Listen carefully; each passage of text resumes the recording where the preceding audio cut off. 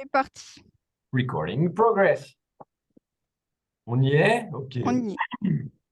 C'est bon. Bonjour à tous, je suis toujours Marc Schaffner, invité par Catherine Labro et Tanguy Lamineau à donner cette série de conférences sur Kierkegaard. Merci pour cette invitation. Aujourd'hui, nous passons à la deuxième séance conséquente à celle de la fois dernière, de la première, sur la biographie et la bibliographie de Søren Kierkegaard. La présente intervention est dédiée à Crainte et tremblement de 1843, œuvre majeure de la pensée de Kierkegaard, sans aucune hésitation. Alors aujourd'hui, je change un peu de format, j'ai préparé ça plus comme un cours, j'ai beaucoup d'écrits, beaucoup de références, beaucoup de choses, et je vais construire petit à petit un work in process, comme on dit. Voilà. Donc, sur Crainte et tremblement, aujourd'hui, je me sers à cette occasion, l'occasion faisant larron, de l'édition Rivage Poche, petite bibliothèque de l'écrit, paru l'an 2000, en 2000. Le voilà. Ça va, vous y êtes? Oui, Oui, très c'est bon. bien. Ok. Donc, édition Rivage Poche. Je vous l'ai dit la dernière fois, on va prendre le texte par le texte, sans excédent de commentateurs. Alors après, j'ai un peu des choses qui interviendront, qui arrivent, vous verrez. Mais je vous propose une lecture du texte kierkegaardien par le texte kierkegaardien. Kierkegaard publie, comme souvent, son texte sous pseudonyme, même si, évidemment, déjà à l'époque, tout le monde danois sait déjà que c'est de lui qu'il s'agit. Et son pseudonyme, cette fois-ci, sera Johannes Silencio, Jean le Silencieux, et vous allez voir pourquoi. Comme je vous propose une analyse linéaire, je prends aussi en considération le propos introductif de Charles Leblanc, monsieur qui a contribué et traduit cet ouvrage, parce que c'est intéressant, présentation tout à fait qualitative. Donc, cette fois-ci, je ne suis pas dans la traduction Tissot, dans la traduction de référence dont je parlais la fois dernière, mais cette traduction est très largement viable et je vous encourage à en faire l'acquisition même sous ce format poche, voilà, comme je viens de vous montrer. Première anecdote tout de même d'importance, Kierkegaard, de son vivant, pensait de crainte et tremblement que cet ouvrage lui assurerait l'immortalité. Alors, venant de la bouche d'un tel personnage, cela signifie évidemment l'immortalité devant les hommes dans la sphère générale, dans l'éthique, si vous préférez, ou dans l'histoire, pour la postérité, mais encore plus devant Dieu. Et je répète que, dans la philosophie kierkegaardienne, Dieu étant une personne, il accordera l'immortalité à Kierkegaard en vertu de son travail. Il y a encore une fois une dimension rousseauiste dans la démarche, puisque nous sommes quand même avec deux spécialistes, mais il n'est pas question d'une compensation ou d'un dédommagement dans l'après-vie, juste d'une reconnaissance de l'individu qui devient l'individu le plus individu possible qui se présente en face de Dieu.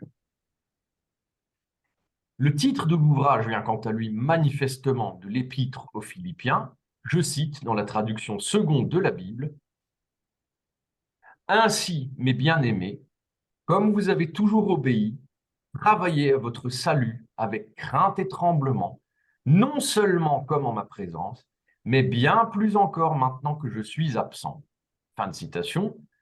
Je vous la cite encore une fois. « Ainsi, mes bien-aimés, comme vous avez toujours obéi, travaillez à votre salut avec crainte et tremblement, non seulement comme en ma présence, mais bien plus encore maintenant que je suis absent. » Fin de citation, Épître aux Philippiens 2,12. Alors on peut clairement noter, d'un même allant, d'un même tenant, que l'amour divin que Dieu prodigue et l'incitation à l'amour humain dans l'éthique sont simultanés. Si je résume le nouveau commandement divin, ou disons la recommandation divine du verset, le plus simplement du monde, il se présente comme cela. Sois bon, et dans l'éthique, et dans le divin, et dans le général, et dans le religieux. Catherine me demandait à l'occasion de la séance dernière si Kierkegaard cite la Bible régulièrement et confronte sa pensée religieuse au verset du livre. Et la réponse est oui, un oui franc et massif, vous serez servi, pas d'inquiétude. J'utiliserai donc la traduction second comme référence.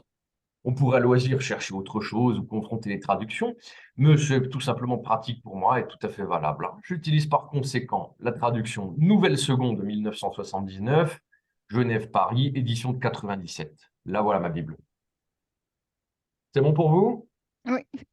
OK. J'en viens maintenant à mon propos et je veux introduire l'utilité ou la place, en quelque sorte, de Crainte et Tremblement dans une bibliographie aussi diverse que celle de Kierkegaard. Et je reprends sans citer véritablement, mais je n'en suis pas loin, les mots de M. Charles Leblanc: l'intériorité est la vérité, la subjectivité, le moyen d'accéder à Dieu. Crainte et Tremblement est un reflet de la vie de Sereine. Régine Olsen, son Isaac, mais lui va vraiment la perdre. Et cela ne s'arrête pas là. Le texte sert à mettre en lumière, à mettre en évidence le rapport personnel, individuel à Dieu. Alors je pose tout de suite d'emblée la question. Lévinas disait de Kierkegaard en philosophe à coups de marteau, alors j'y vais également à coups de marteau. Y a-t-il un dépassement possible du stade éthique pour l'individu, ou n'est-ce qu'un fantasme irréalisable? Pour Kierkegaard, contrairement à Hegel, dont je parlais aussi la semaine dernière, rappelez-vous de mes propos de la semaine dernière sur l'anti-hégélianisme, pour Kierkegaard, la philosophie ne dépasse pas la foi, c'est la foi qui excède la philosophie. L'éthique ou le général procède d'un choix infini où l'homme décide en quelque sorte de siéger, de cohabiter, d'être avec les autres et infiniment d'éviter le conflit. Pensez tout simplement dans la vie courante à des rapports de bon voisinage. Mais la sphère générale, c'est ça avec l'ensemble de la société. La recherche du divin est l'abandon de l'éthique et donc l'entrée en conflit avec les autres hommes. Celui qui abandonne l'éthique alors qu'il peut y demeurer devient un paria, un ennemi de l'humanité. Mais faut-il pour autant, une nouvelle question, sacrifier l'individu à l'éthique?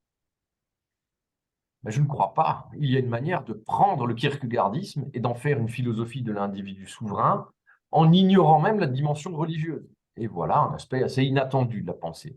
Encore une piste de réflexion que je vous propose.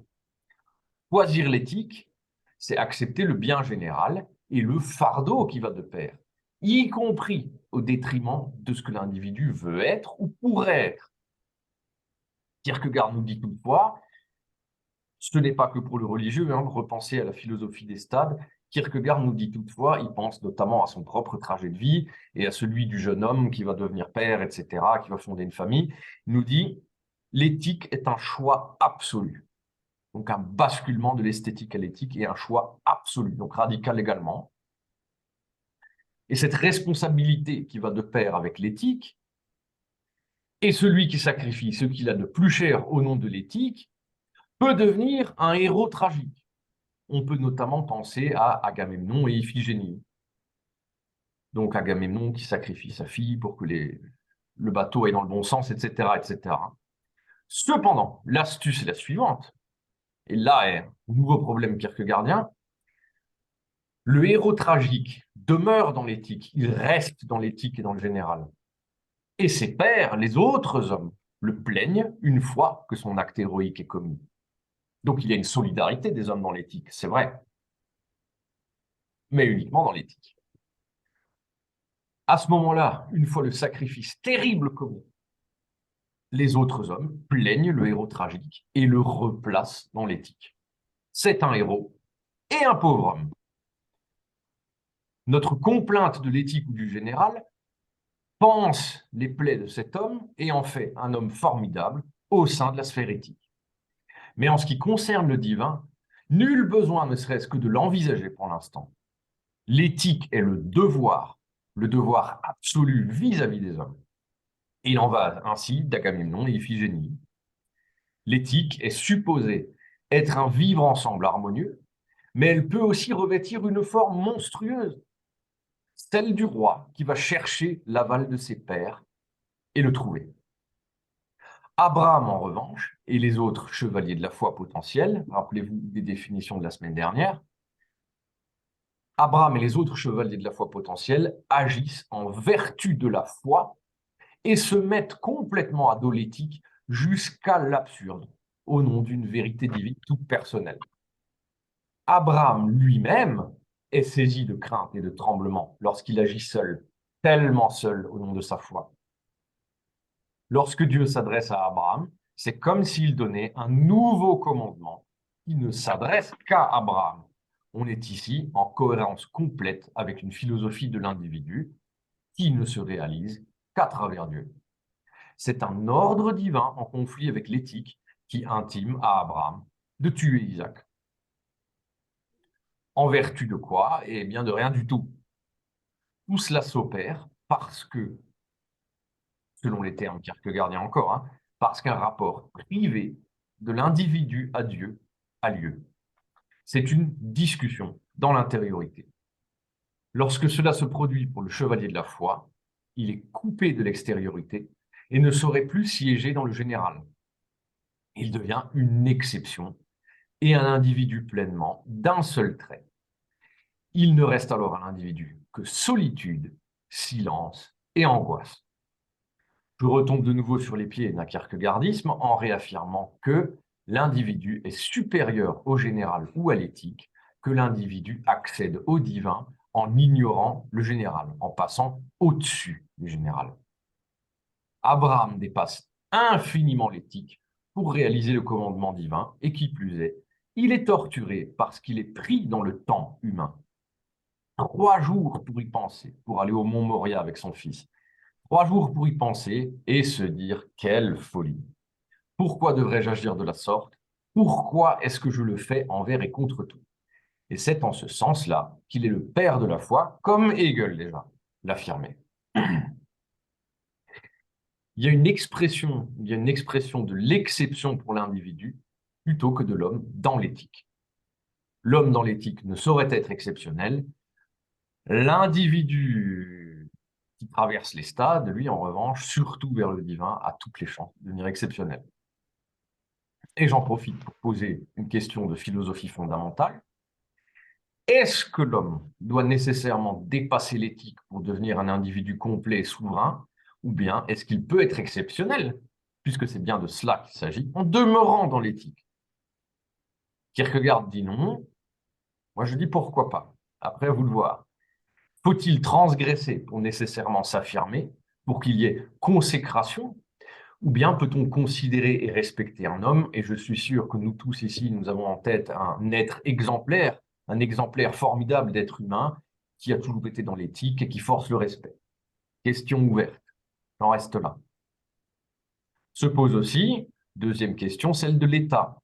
L'homme au sein de l'État peut-il et doit-il transgresser les règles? En a-t-il seulement le droit comme individu? Au nom de la foi, toujours, attention. Autre question ouverte. On en revient en fait à la thématique typiquement chrétienne de l'épreuve, intraduisible par les mots. L'épreuve se fait dans le silence le plus intégral, y compris avec les êtres aimés les plus proches. C'est le silence le plus atroce qui va conditionner l'acte de foi, parce qu'il n'est plus question de partager ou d'échanger, mais de l'expression du divin contre le général. Chez Kierkegaard, l'individu excède le système dès lors qu'il s'affirme comme unique, et lorsqu'il sort de l'éthique, il ne le fait que davantage. C'est le christianisme qui est le moyen, le moteur, si vous voulez, pour l'individu de se réaliser grâce à l'intériorité et de se présenter face à Dieu comme exceptionnel. Voilà, je laisse là mon introduction. Peut-être que j'en ai déjà trop dit dans un cadre liminaire. En tout cas, j'ai lancé diverses pistes de réflexion. Je vais démarrer l'analyse textuelle de Crainte et Tremblement par la lecture de l'histoire d'Abraham et Isaac dans le texte, pour rafraîchir la mémoire de tout le monde. On se trouve donc dans la Genèse, chapitre 22, traduction sur fond que je vous ai montré à l'instant. Je vous lis le texte. Après ces choses, Dieu mit Abraham à l'épreuve et lui dit, « Abraham !» Et il répondit, « Me voici. » Dieu dit, « Prends ton fils, ton unique, celui que tu aimes, Isaac, va-t'en au pays de Moria et là, offre-le en holocauste sur l'une des montagnes que je te dirai. » Abraham se leva de bon matin, sella son âne et prit avec lui 2 serviteurs et son fils Isaac. Il fendit du bois pour l'holocauste et partit pour aller au lieu que Dieu lui avait dit. Le 3e jour, Abraham, levant les yeux, vit le lieu de loin. Et Abraham dit à ses serviteurs, « Restez ici avec l'âne, moi et le jeune homme, nous irons jusque-là pour adorer, et nous reviendrons auprès de vous. » Abraham prit le bois pour l'holocauste, le chargea sur son fils Isaac, et porta dans sa main le feu et le couteau, et ils marchèrent tous 2 ensemble. Alors Isaac, parlant à Abraham, son père, dit, « Mon père !» Et il répondit, « Me voici, mon fils. » Isaac reprit, « Voici le feu et le bois, mais où est l'agneau pour l'holocauste ?» Abraham répondit, « Mon fils, Dieu se pourvoira lui-même de l'agneau pour l'holocauste. » Et ils marchèrent tous 2 ensemble. Lorsqu'ils furent arrivés au lieu que Dieu lui avait dit, Abraham éleva un autel et rangea le bois. Il lia son fils Isaac et le mit sur l'autel, par-dessus le bois. Puis Abraham étendit la main et prit le couteau pour égorger son fils. Alors l'ange de l'Éternel l'appela des cieux et dit, « Abraham, Abraham !» Et il répondit, « Me voici. » L'ange dit, « N'avance pas ta main sur l'enfant et ne lui fais rien, car je sais maintenant que tu crains Dieu et que tu ne m'as pas refusé ton fils, ton unique. » Abraham leva les yeux et vit derrière lui un bélier retenu dans un buisson par les cornes. Et Abraham alla prendre le bélier et l'offrit en holocauste à la place de son fils. Abraham donna à ce lieu le nom de Yahvé-Jiré, c'est pourquoi l'on dit aujourd'hui, à la montagne de l'Éternel, il sera pourvu. L'ange de l'Éternel appela une seconde fois Abraham des cieux et dit, je le jure par moi-même, parole de l'Éternel, parce que tu as fait cela et que tu n'as pas refusé ton fils, ton unique, je te bénirai et je multiplierai ta postérité. Ah, quelqu'un d'autre entend très mal ou... Non, ça va aller. Hop. Donc, l'ange de l'Éternel appela une seconde fois Abraham des cieux et dit, je le jure par moi-même, parole de l'Éternel, parce que tu as fait cela et que tu n'as pas refusé ton fils, ton unique, je te bénirai et je multiplierai ta postérité, comme les étoiles du ciel et comme le sable qui est sur le bord de la mer, et ta postérité possédera la porte de ses ennemis. Toutes les nations de la terre seront bénies en ta postérité, parce que tu as obéi à ma voix. Abraham étant retourné vers ses serviteurs, ils se levèrent et s'en allèrent ensemble à Beersheba, car Abraham demeurait à Beersheba. Voilà, je m'arrête là. Et je reprends. Donc, voilà, histoire de rafraîchir l'histoire pour que tout le monde l'ait bien en tête. Kierkegaard entame dans le propos. Alors, il commence par une préface, et étonnamment, il nous parle de Descartes. Il nous parle de Descartes et de la thématique du doute. Donc, encore un philosophe de l'histoire de la philosophie qu'il a bel et bien lu, hein, tout français qu'il était, comparé au danois.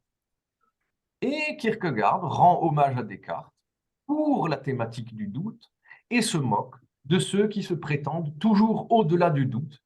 Il a l'impression, Kierkegaard décrit que c'est un espèce de syndrome nouveau de son siècle, un mal de son siècle, de se prétendre au-delà du doute, alors que l'exercice en lui-même de douter est d'une telle profondeur qu'il n'est tout simplement pas accessible à tous et demande une préparation mentale et des facultés exceptionnelles. Kierkegaard sous-entend, pour moi c'est limpide, que tous les hommes ne sont même pas capables de douter, de faire un doute hyperbolique et méthodologique. Le doute dans toute sa splendeur n'est pas accessible à tous.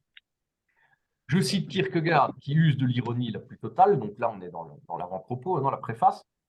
Je cite, « De nos jours, on ne s'arrête plus à la foi, on va outre. » Fin de citation. C'est précisément ce que Kierkegaard conteste fondamentalement. La foi n'est pas juste un moment que l'on dépasse, sinon le croyant va outre sa propre existence et par conséquent, il passe à côté d'elle ou effectue un mouvement qui n'a pas de sens du tout.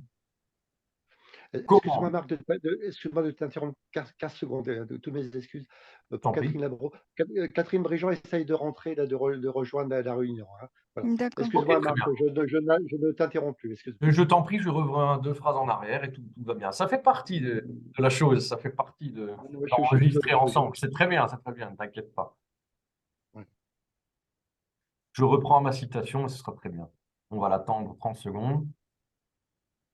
Si elle y arrive, tu sais, si elle arrive, autrement, continue, Marc, hein. J'ai essayé de Tu, bien lui tu expliquer, mais préfères que je ne peux j'enchaîne? pas faire plus. Oui, Bah, oui, enfin, Oui, c'est oui, toi le mais c'est conférencier, bon. mais Oui, oui. Bah, de toute façon, je d'accord, m'en d'accord, occupe. d'accord. c'était un Donc, message pour je Catherine, surtout. disais, je disais, Kierkegaard, dans l'ironie, de nos jours, on ne s'arrête plus à la foi, on va outre. Et c'est ce que Kierkegaard conteste fondamentalement.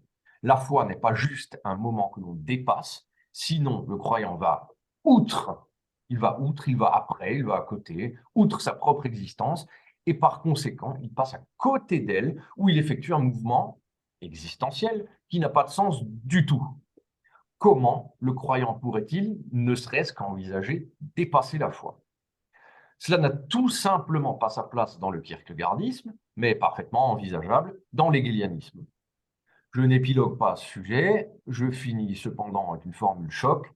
Le chrétien qui va outre la foi n'est rien d'autre pour Kierkegaard qu'un homme dans l'erreur qui s'apprête à emboutir un mur la tête la première. Parce que dans le kierkegaardisme toujours, on ne saurait aller outre Dieu sans être dans l'erreur la plus totale. On ne passe pas outre Dieu sans passer à côté de sa propre trajectoire existentielle. Là où les penseurs du 19e posent presque collégialement, j'ai envie de dire, la question suivante, vous êtes à ce point immature que vous avez encore besoin de Dieu, Kierkegaard prend le contre-pied et dit, vous êtes à ce point immature que vous pensez pouvoir vous passer de Dieu. L'auteur danois nous précise aussi que la foi n'est pas juste un don, juste un bouton sur lequel on appuie, mais qu'elle demande de l'entraînement et de la volonté, tout comme le doute, qui fait partie de la foi, de ce que je disais avant sur Descartes. La foi ne s'acquiert pas en quelques jours, elle se développe avec l'individu qui entraîne une faculté, à l'image d'un athlète qui perfectionnerait son art, sauf que la foi concerne une capacité de l'esprit dans la sempiternelle intériorité. Toujours les mêmes concepts. Kierkegaard réitère avec l'ironie, décidément, il n'arrête pas, surtout dans Crainte et Tremblement, quand on arrive à le déceler, c'est assez réjouissant. Je cite, l'auteur de ces lignes n'est point du tout un philosophe parlant de lui-même. L'auteur de ces lignes n'est point du tout un philosophe, il n'a pas compris le système, il ignore même s'il y en a un et s'il est fini. Fin de citation. Il n'y a pas de transmutation de la foi en un seul concept, terme emprunté à l'alchimie, transmutation, sous peine de rater complètement, une fois encore, le fait de vivre la foi pour l'individu, plutôt que de tenter de l'enfermer dans quelque chose de clos en essayant d'aller outre. Kierkegaard se place en spectateur de l'existence et parle de lui-même à la troisième personne. Il se qualifie d'auteur dilettante, encore de l'ironie, qui écrit par luxe et plaisir et ne promet aucun système de pensée. Il y a toujours de l'orgueil et de l'élitisme, parce qu'il précise, il nous dit, qu'il aura bien peu de lecteurs qui auront et l'envie et la capacité de le lire et de le comprendre. Kierkegaard pense également qu'il sera mis en pièces par les commentateurs qui se permettent toujours de comprendre les écrits mieux que l'auteur, a fortiori au nom de l'hegelianisme et du système. Je cite, alors là on pourra être pantois devant la beauté de la traduction, je cite, « Je m'incline avec la soumission la plus profonde devant tout chicaneur systématique. » Fin de citation. La préface s'achève donc sur la signature de Johannes de Silencio, comme je vous l'ai indiqué, pseudonymie au début de mon propos. Kierkegaard entame alors par le titre « Atmosphère », mais qui est à entendre au sens d'un prélude. Il commence alors le récit et littéralement, tout philosophe malgré lui qu'il est, va nous raconter une histoire. Kierkegaard évoque un homme qui, plus il avançait en âge, plus il développait l'envie de comprendre et même de voir de visu l'histoire d'Abraham et Isaac. Et plus cet homme la lisait, moins il comprenait l'histoire. Ce qui aurait encore plus davantage plu à cet homme aurait été de voir le cheminement de 3 jours jusqu'au mont Moria. À noter également que lorsque Dieu s'adresse à Abraham, il le tente à la manière du malin. Il lui insère quelque chose dans l'esprit et Abraham prend Isaac, se saisit de lui et l'emmène. Le récit kierkegaardien traite Isaac comme un sac de pommes de terre. Paf, c'est un corps embarqué. Pendant les 3 jours du trajet, ils demeurent tous deux, père et fils, dans le silence. Johannes des Silencio, Jean le silencieux. Et dans le silence, dans l'intériorité, Kierkegaard fait penser à Abraham les propos qui suivent, je cite, « Je ne puis pourtant lui cacher où ce chemin le conduit.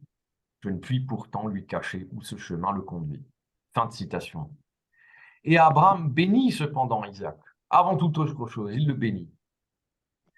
Alors je fais une parenthèse critique et méthodologique.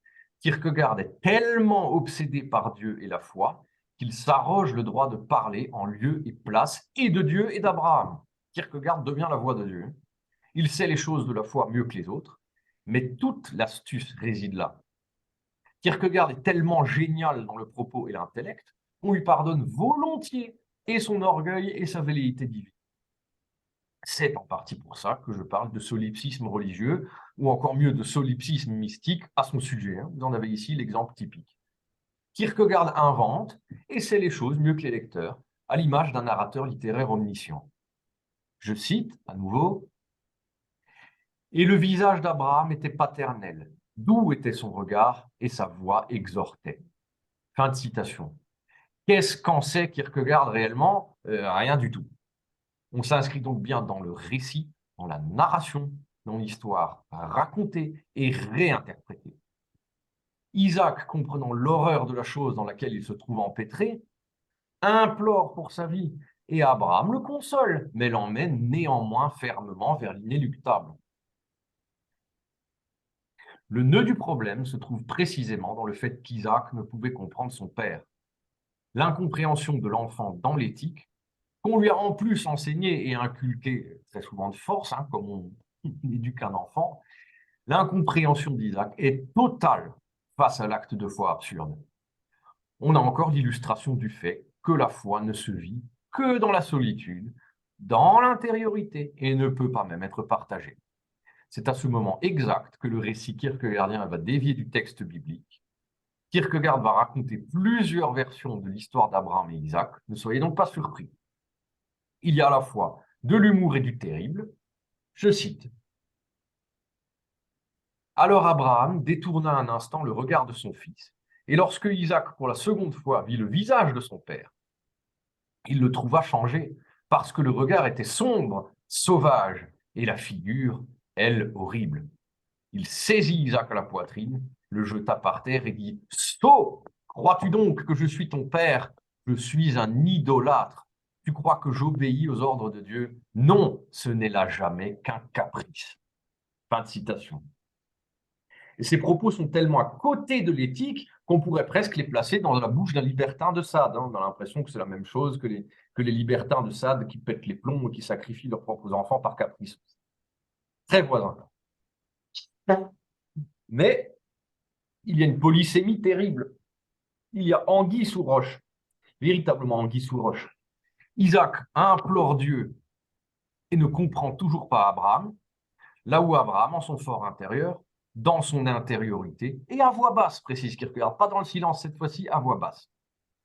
Abraham fait le sacrifice immense et dit, je cite, « Dieu du ciel, je te rends grâce, mieux vaut qu'il me croie un monstre plutôt qu'il ne perde la foi en toi. » Fin de citation.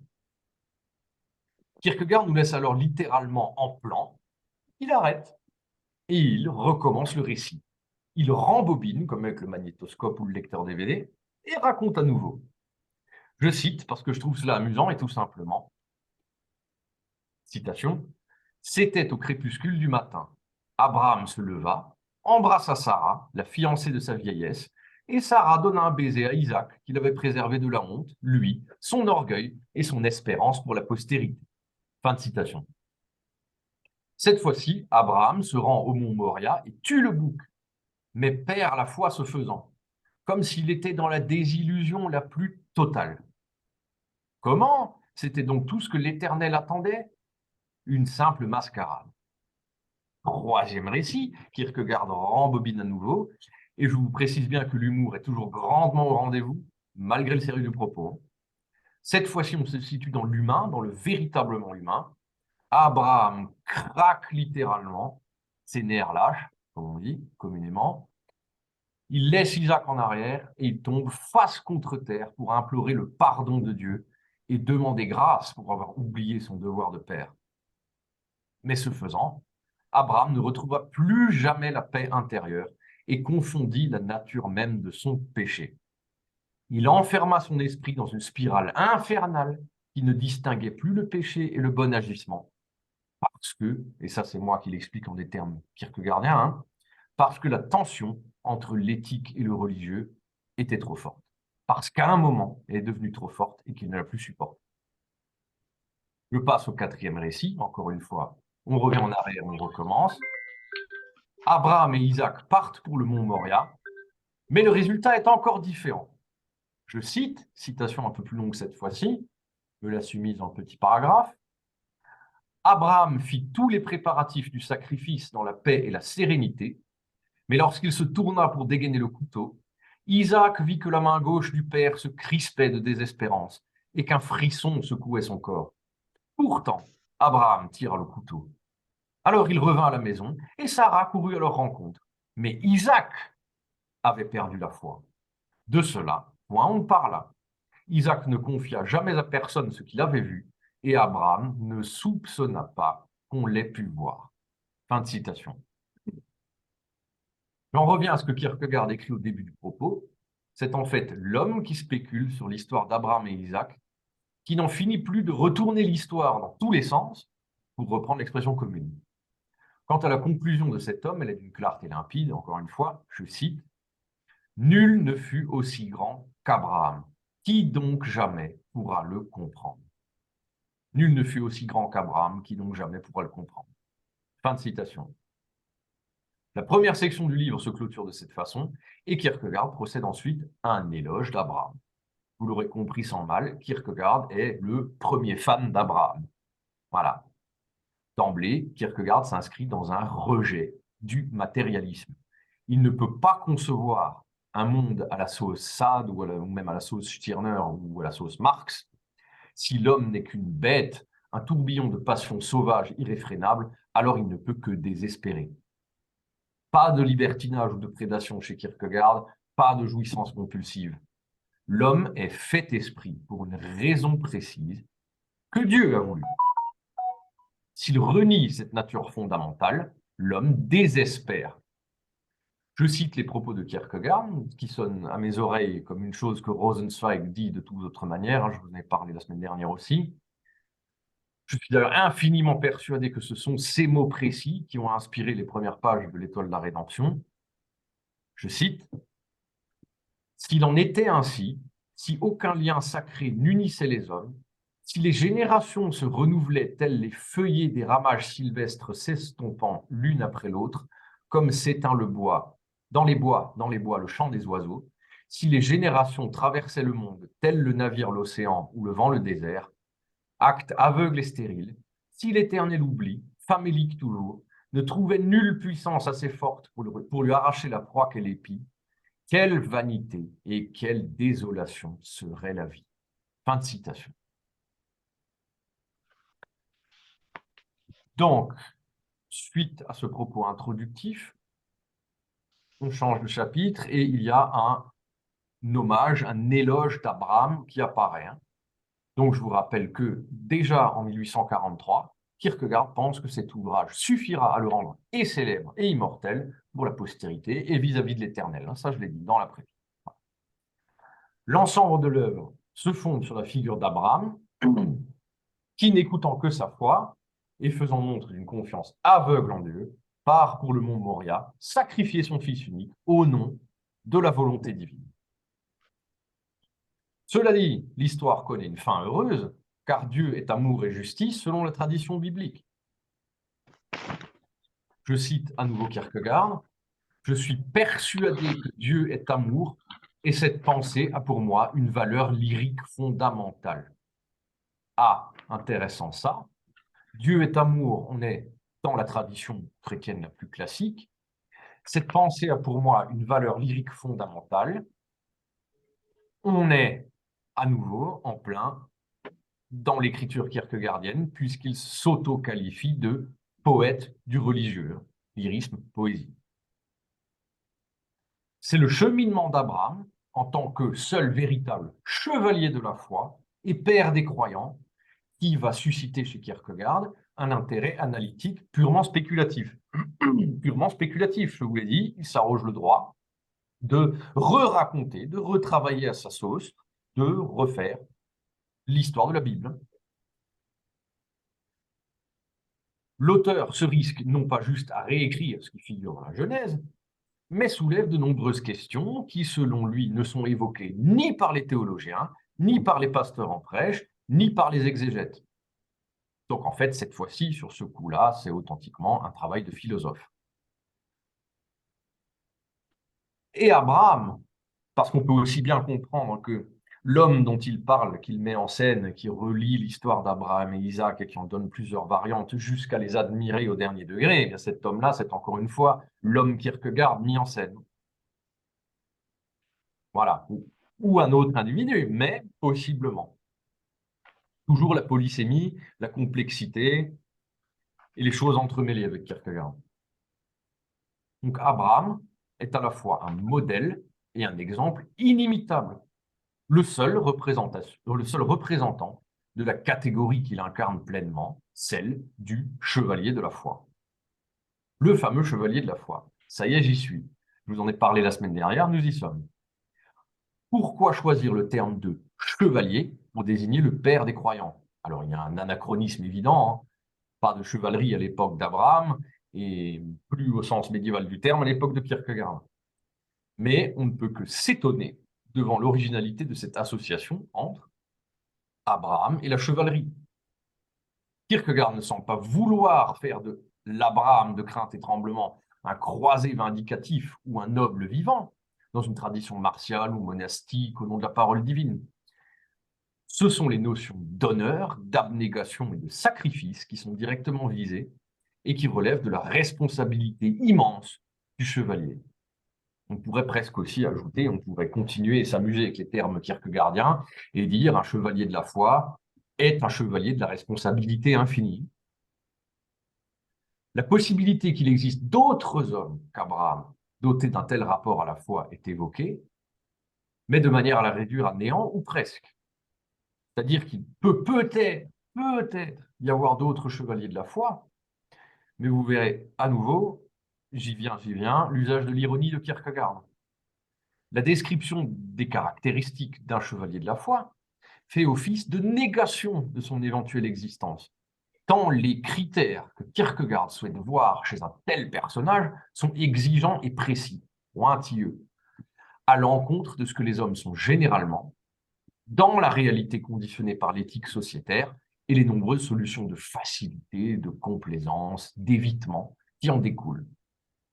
Je cite Kierkegaard, « Avec sincérité, je conviens ne pas avoir trouvé dans ma pratique d'exemplaires authentiques de chevalier de la foi, mais je ne dénie cependant pas qu'un homme sur deux puisse l'être. En vain toutefois, j'en ai durant plusieurs années cherché les traces. » Donc on est de nouveau à 100% dans l'ironie, c'est-à-dire que Kierkegaard, dans toute son existence, même mondaine, etc., dans l'éthique, n'a jamais rencontré de chevalier de la foi tel qu'il voudrait le voir, qu'il est possible qu'il y ait un homme sur deux qui en soit néanmoins un, mais que lui n'y arrive pas. Donc on est dans l'ironie totale. Hein. C'est-à-dire que s'il y a un autre chevalier de la foi qu'Abraham, un homme authentiquement dans le religieux, capable de faire le saut de la foi, etc., ça va tout simplement être un exemplaire d'homme rarissime, ultra rare. Selon Kierkegaard, Abraham ne saurait trouver de secours ou de refuge dans la tragédie ou la comédie. Il n'y a pas ce recours qui là est un biais littéraire, presque artistique, littéraire, pour se sortir de ce poids religieux insurmontable. La situation ne se prête pas à ce dernier recours qui vise à dédramatiser et rendre surmontable ce qui semble inextricable et inacceptable autant que douloureux. Quant à la tragédie elle-même, elle a quand même pour effet d'éveiller la compassion et l'admiration dans le cœur des hommes contemporains du héros, parce que le héros sacrifie ce qui lui est le plus cher, son Isaac. Et potentiellement, son message peut transcender les époques et continuer d'émerveiller les générations suivantes.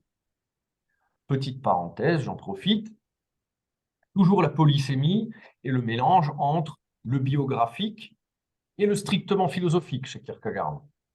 C'est-à-dire que le père Kierkegaard, Michael Pedersen, a fauté et n'a pas sacrifié son fils, alors même que la malédiction familiale était là. Kierkegaard y survit pendant encore 9 ans, pense avoir un répit, et Kierkegaard lui-même, au nom de son fardeau intellectuel, de sa mission divine, va sacrifier Régine Olsen. Et lui la sacrifie vraiment. Elle est son Isaac. Alors après, on peut dire que je fais dans le psychologisme ou je surinterprète, mais tout de même, encore une piste. Abraham n'a d'autre solution que de garder le silence, excepté au moment où Isaac, lui-même agneau sacrificiel, demande à son père où se trouve l'animal à offrir en holocauste. La réponse d'Abraham ne trahit ni sa tristesse, ni son inébranlable résolution, qui n'est que douleur et foi totale en Dieu. Kierkegaard remarque qu'en effet, la parole échangée ou confiée à Eliezer, donc Eliezer le servant, ou Sarah, aurait probablement permis à Abraham d'alléger son fardeau. Mais elle aurait également trahi l'impératif divin qui apparaît comme un commandement radical, une épreuve imposée sans concession, qui ne concerne plus qu'Abraham et où le silence est de rigueur. Encore une fois, rupture entre l'éthique et le divin.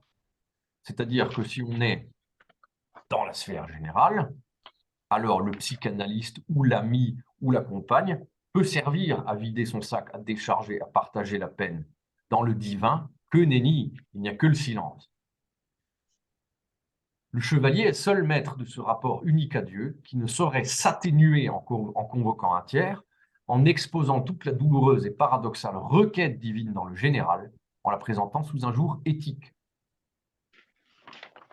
Je donne une autre précision, donc le stade éthique tel que conçu par Kierkegaard est l'insertion pleinement consentie dans le monde. Ça, je vous l'ai déjà dit en d'autres termes, avec une diminution de la jouissance esthétique, du stade esthétique, diminution de la jouissance esthétique qui elle est égoïste et indifférente au profit de l'engagement dans l'éthique, dans la communauté des hommes. L'individu sort du stade esthétique et concrétise ce choix notamment par le mariage. Je cite, « L'éthique est donc posée par le choix absolu, que je vous disais tout à l'heure aussi, mais il ne s'ensuit nullement que l'esthétique soit exclue. » Citation de ou bien. Le chevalier, quant à lui, est livré à lui-même dans son intériorité, qui excède celle des autres hommes. Il a un plus grand organe, un plus grand moi, une plus grande intériorité. Pourquoi? Parce qu'il s'est élevé au-dessus du général, étant pleinement individu d'une part, et capable d'une relation au divin en son plus haut degré d'autre part, parce que son devenir individu, qui est aussi totalement imbriqué avec son devenir chrétien, confine à l'accomplissement parfait. Le sacrifice ici qu'Abraham s'apprête à faire revêt un caractère monstrueux, rendant toute imitation dangereuse et impossible face à l'éthique. Puisque si Abraham avait réellement tué Isaac, il serait devenu un meurtrier à part entière. Et j'insisterai sur ce point plus tard.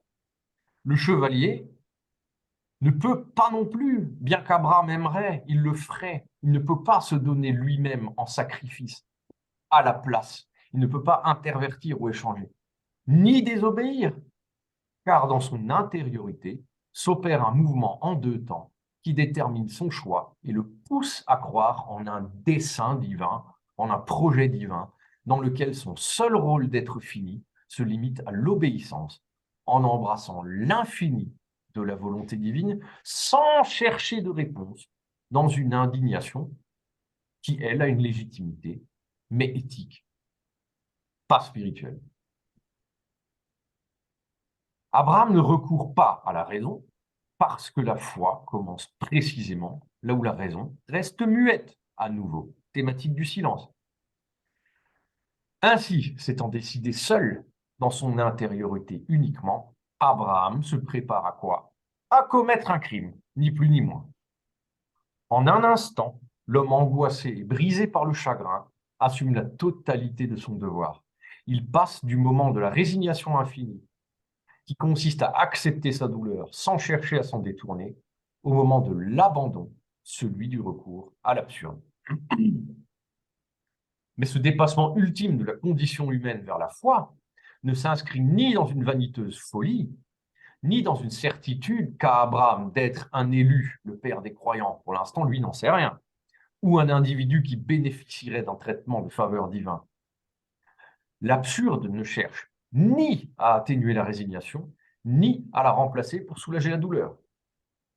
L'absurde traduit ce que la foi est véritablement, le fait de croire sans condition et sans penser même aux conséquences des actes de foi. La foi s'inscrit dans un immédiat et un choix qu'Abraham maintient sans vaciller jusqu'au terme de son périple. Kierkegaard insiste aussi sur une disparité des sentiments entre Abraham, l'homme adulte d'un âge avancé, et Isaac, qui n'est encore qu'un enfant. Citation de Crainte et Tremblement à nouveau.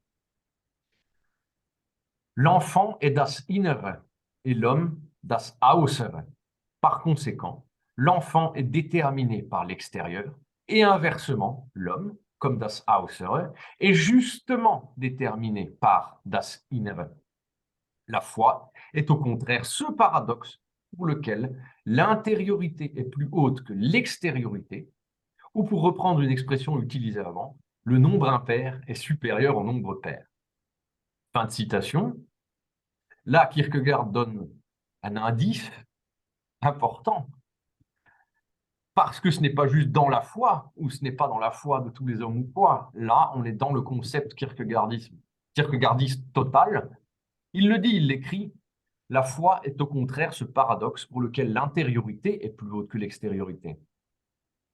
Eh bien, moi, je vais vous dire, le kierkegaardisme est ce paradoxe intégral pour lequel l'intériorité est plus haute que l'extériorité. Toute la philosophie kierkegaardienne est comme ça. Force est d'observer aussi la similitude qui existe entre l'histoire d'Abraham et celle de la famille Kierkegaard, ça je vous l'ai dit tout à l'heure. Mais la différence fondamentale réside dans le péché commis par le père de l'auteur. L'histoire de Søren trouve ses sources bien avant sa naissance, alors que son père maudit Dieu à l'âge de 12 ans dans la lande, dans la fameuse histoire sur le tumulus, en raison de la famine. Voilà.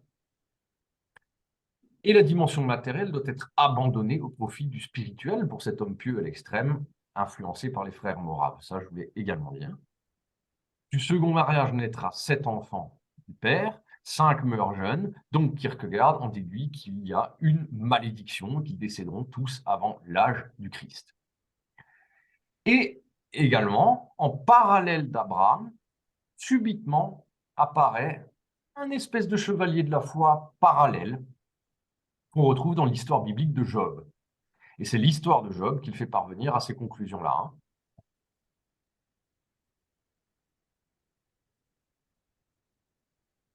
À la mort du père en 1838, un tout autre sens apparaît. Pour Søren, son père s'est sacrifié pour son fils sans briser la malédiction, mais lui intimant l'ordre de faire quelque chose de sa vie, en quelque sorte racheter ou sauver.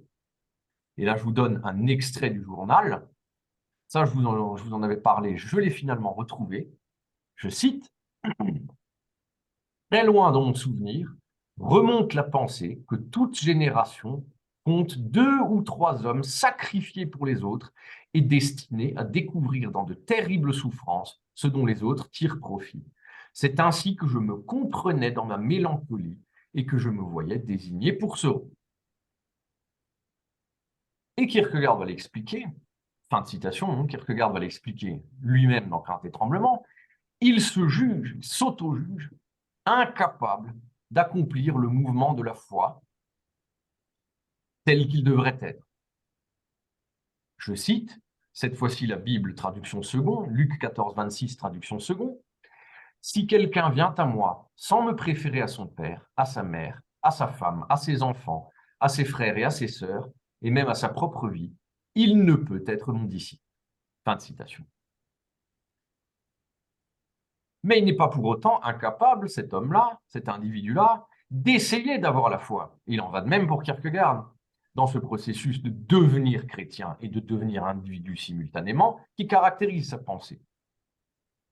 Puisqu'il se juge incapable de croire jusqu'à l'absurde, comme le chevalier de la foi, souvenez-vous de mes définitions de la semaine dernière, Kierkegaard sera un chevalier de la résignation infinie.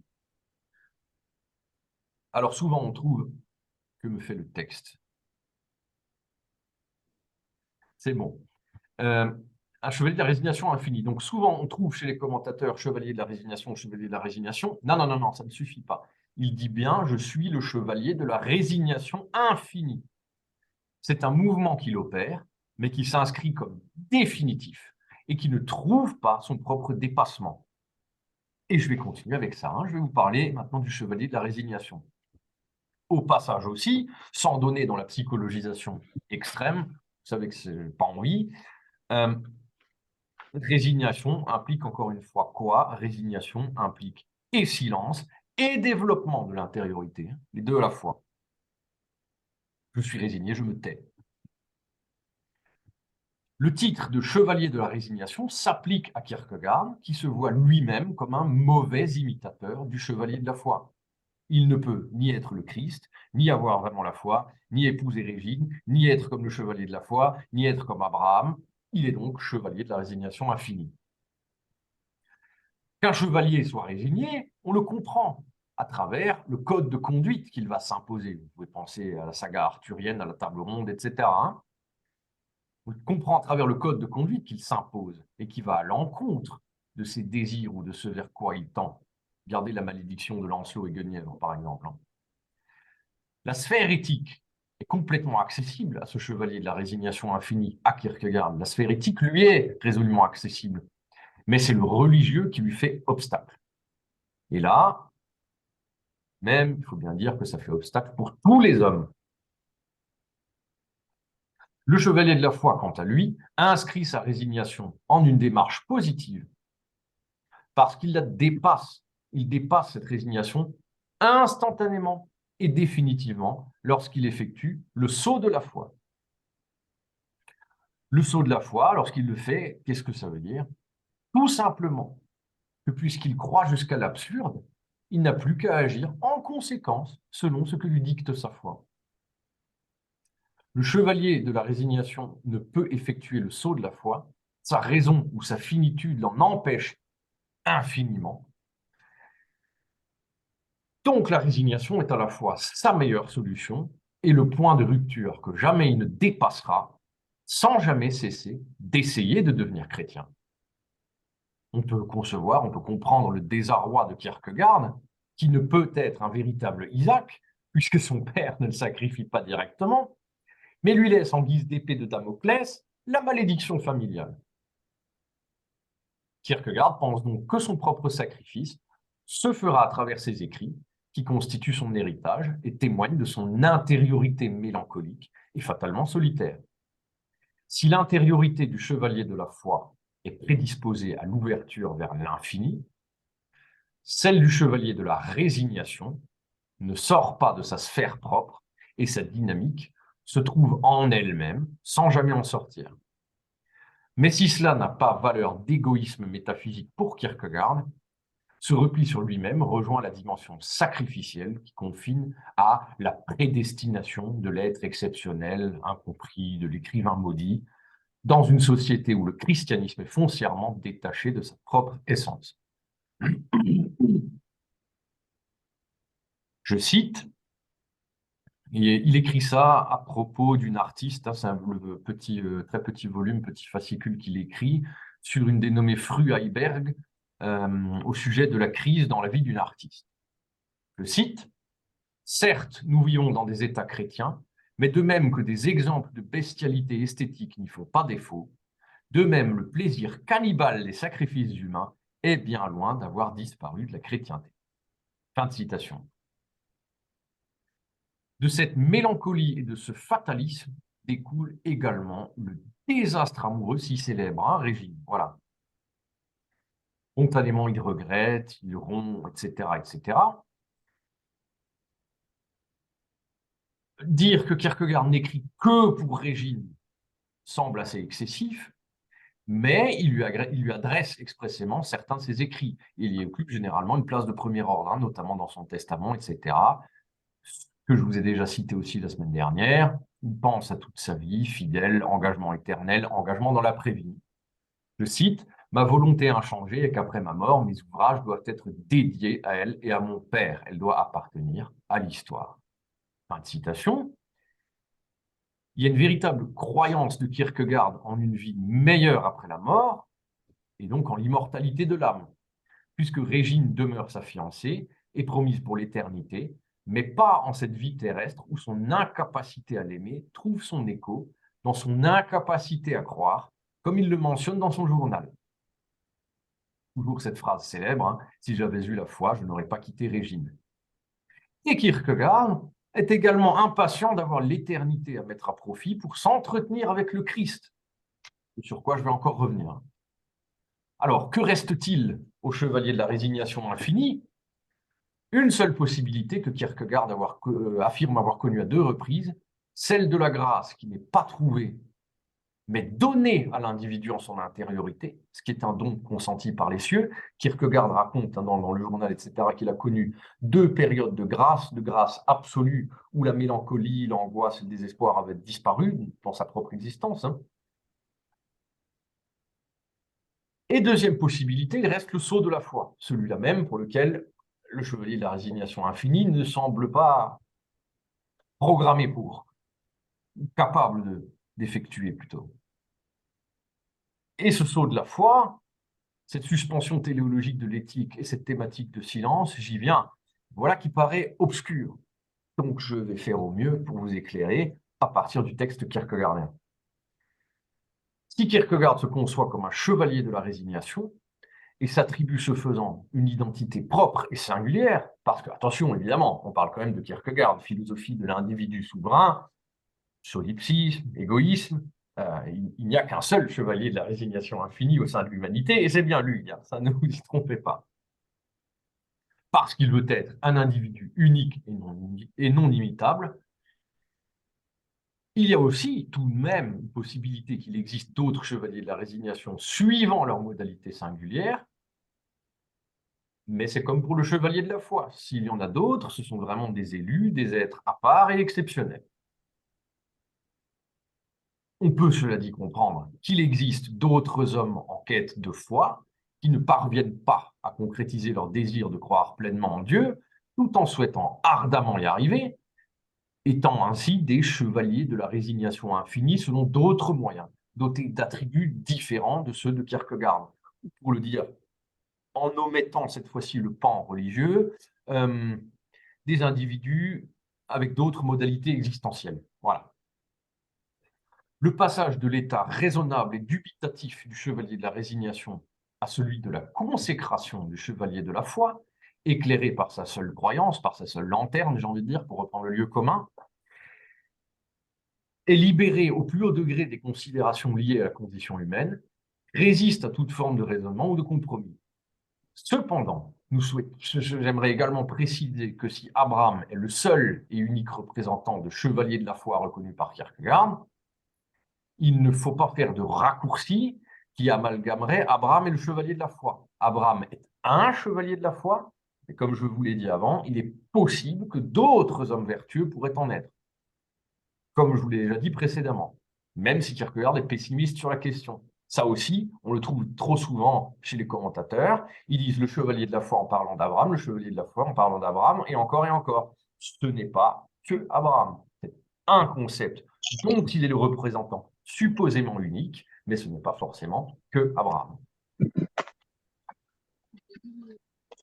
Donc, ce qui est impossible, effectivement, si je vais au bout de ce raisonnement et de ma petite, je n'ose pas dire dialectique, ce n'est pas devenir un chevalier de la foi qui est strictement impossible, mais c'est devenir un Abraham, c'est devenir un autre Abraham.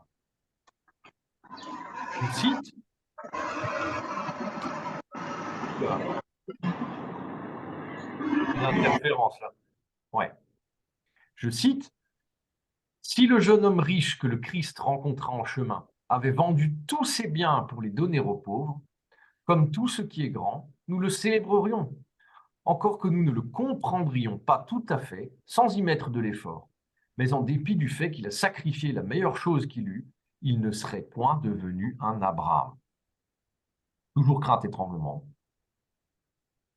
Imiter Abraham n'est rien de moins que la pire des solutions pour quiconque voudrait se prétendre être un authentique croyant. Parce que l'histoire mal comprise ou sortie de son contexte n'équivaudrait à rien de moins qu'un infanticide pur et simple. Il n'y eut qu'un seul Abraham, dont le rôle de père des croyants est de montrer à l'humanité, qui tire un exemple de sa conduite, à quel point la foi présuppose une abnégation totale et une soumission douloureuse, une souffrance à l'autorité divine. Parce que, d'après Kierkegaard, raconter l'histoire d'Abraham et Isaac ne fait rien de plus que semer le trouble dans les esprits inaptes à interpréter les Écritures. Un homme qui sacrifierait son fils suite au prêche d'un membre du clergé se verrait subir les foudres de ses comparses et sanctionné par la société, suivant les conventions édictées par l'éthique. Imaginez, il va au culte, il rentre, et il tue son fils pour faire comme Abraham. Et il pourrait rétorquer naïvement au prédicateur, en plus, voilà ce que tu nous as dit toi-même dimanche dans ton sermon. Bon, cet argument kierkegaardien use vraiment de ridicule, il le fait exprès. Il fait l'homme plus bête qu'il n'est. Mais il nous révèle toutefois qu'il n'est pas chose aisée de justifier les actes d'Abraham.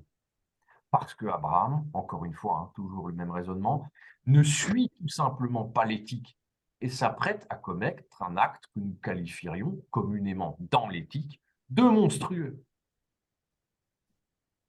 Or, si un acte n'a pas de légitimité éthique pour l'ensemble des hommes, pourquoi est-il justement, si c'est un acte monstrueux, dégoûtant, dont on ne veut pas dans l'éthique, pour aucun autre homme on n'accepterait, pourquoi est-ce que cet acte-là est justement le fondement de l'héroïsme d'Abraham?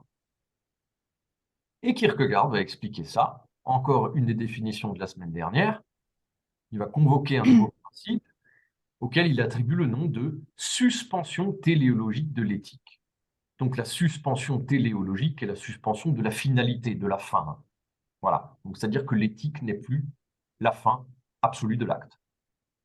Pour clarifier, quand même, il essaie de clarifier cette dissonance impossible.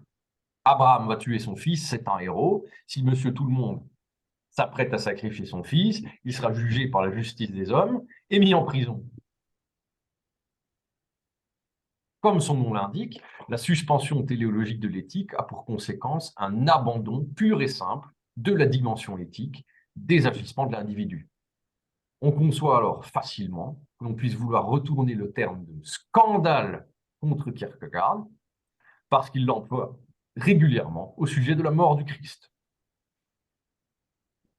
Et après, ne pas oublier non plus que le terme est aussi polysémique chez Kierkegaard. Il pourrait éventuellement employer scandale aussi au sujet de l'histoire d'Abraham et Isaac. Mais le vrai scandale, si vous voulez, dans le lexique kierkegaardien stricto sensu, c'est le fait de la crucifixion, c'est le fait que l'homme tue Dieu, fait homme pour nous apporter l'amour sur la terre.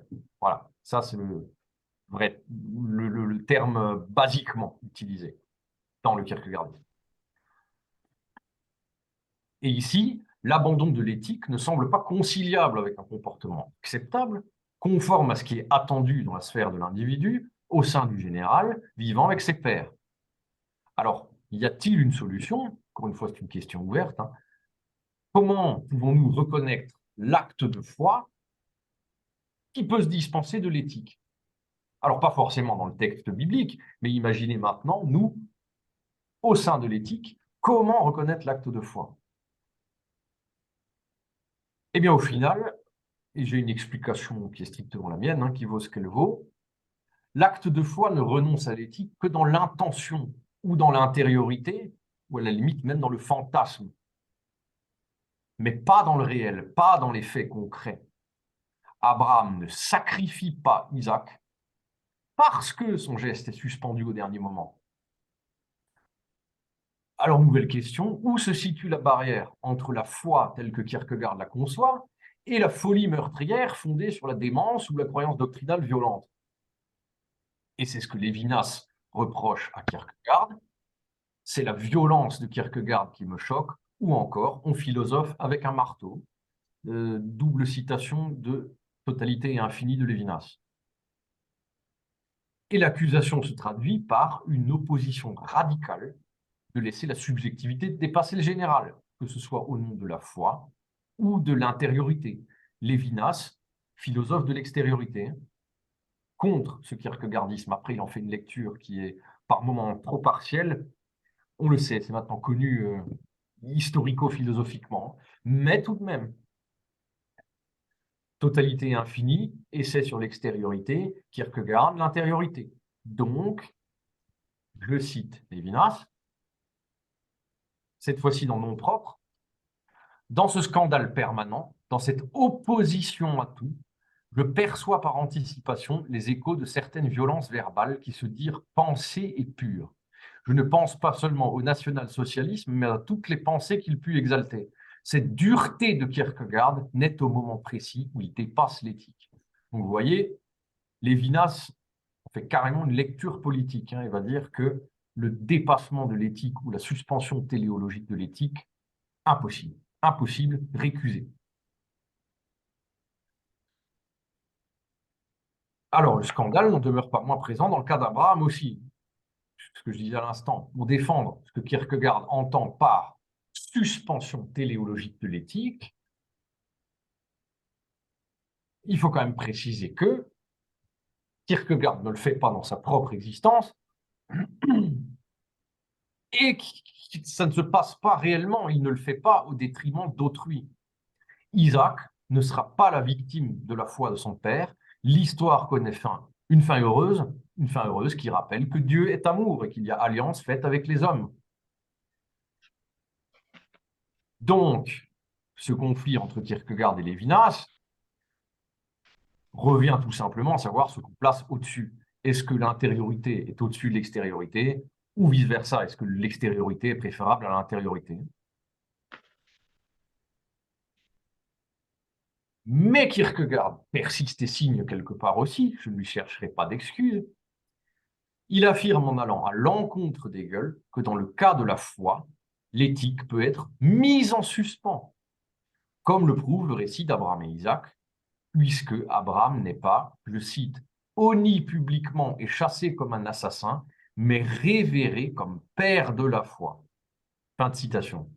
Si Abraham peut agir comme ça, c'est justement parce que ses actes sont dictés par sa seule intériorité, qui n'a plus pour fondement l'éthique, parce qu'elle est vécue par le sujet solitaire, qui n'est pas dans le péché commis contre le général.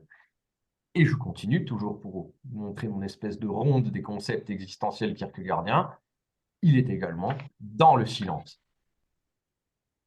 Je cite, « En effet, la foi est ce paradoxe par lequel l'individu est plus haut que le général, mais il l'est de telle manière, observez-le bien, que le mouvement se répète et que l'individu, par conséquent, après avoir été dans le général, s'isole désormais lui-même au-dessus du général. Si la foi ne consiste point en cela, Abraham l'aurait perdu. En ce monde, la foi n'a jamais existé, et c'est justement parce qu'elle exista toujours. » Crainte et tremblement à nouveau. Abraham n'est pas seul, agissant par caprice. Encore une fois, ce n'est pas un libertin de Sade, un dépravé ou un idolâtre. Mais il est seul avec sa relation à l'absolu.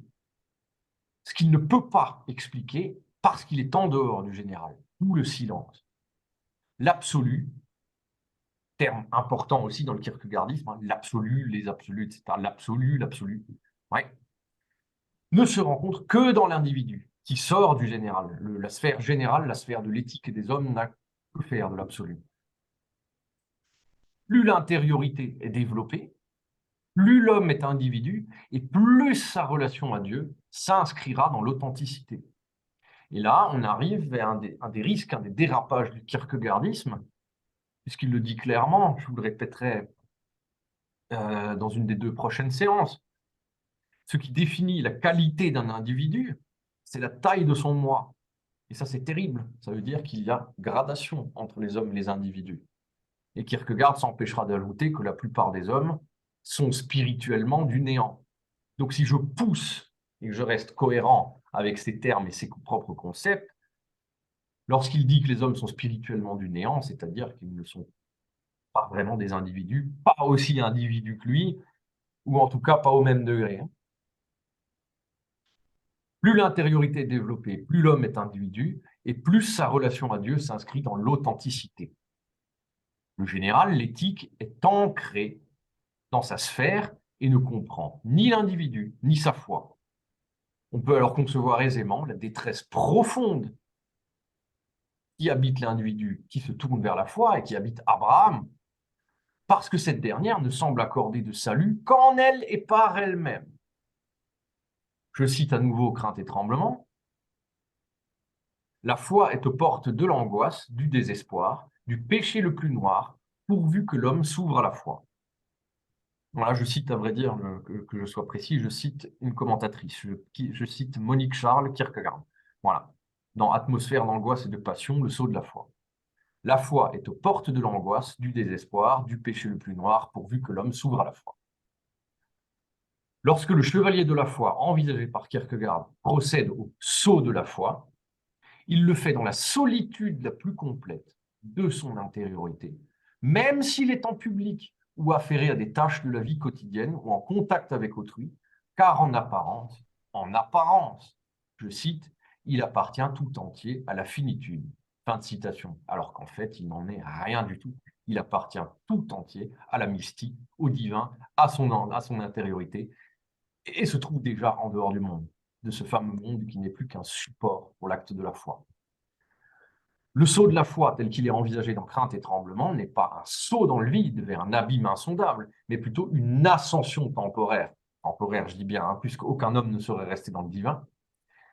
Une ascension temporaire vers les sphères célestes, sans crier gare, le chevalier de la foi décolle les 2 pieds du sol, tel un danseur, nous dit Kierkegaard, avant d'être contraint d'atterrir, car il ne saurait quitter définitivement sa condition d'homme et rester, pour ainsi dire, en orbite indéfiniment, si vous voulez. Hein.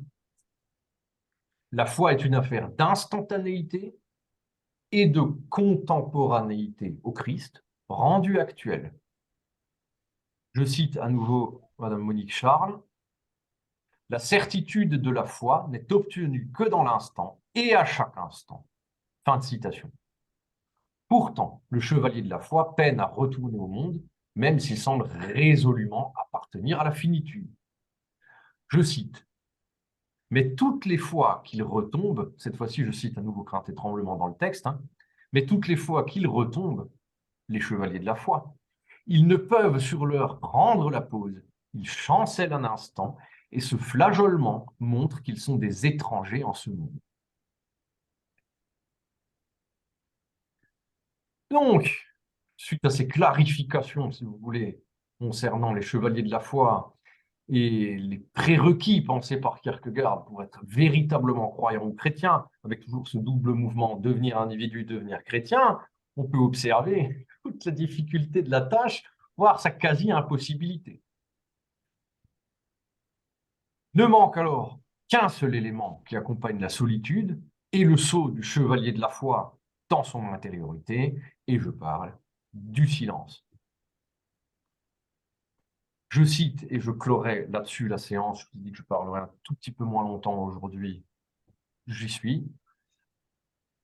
D'après Charles Leblanc, donc, commentateur et traducteur de l'édition Rivage Poche, dont je me suis servi là, le silence religieux devient la langue même du paradoxe. C'est exactement ça. Ce qu'Abraham ne peut exprimer, c'est le sens de l'épreuve à laquelle Dieu le soumet. Voilà, et je m'arrête ici.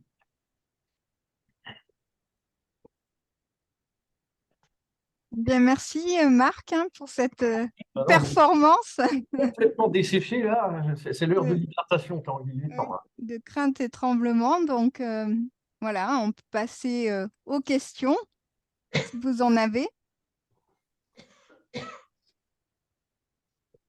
Si j'ai bien compris, Marc, tout à l'heure, tu as parlé, mais je ne m'en souviens plus dans la Bible, que Isaac avait été remplacé par un bouc à un moment donné, non? Oui, Est-ce que c'est ça, j'ai c'est bien ça. compris ton propos? Alors, est-ce que c'est de là que vient la notion de bouc émissaire? C'est un bouc de la traduction. Ah ouais. Oui, oui, oui, Marc, je te demandais, est-ce que ce serait de là que vient la notion de bouc émissaire? C'est-à-dire En que le partie. bouc Ah, en partie. Alors là, il faut lire.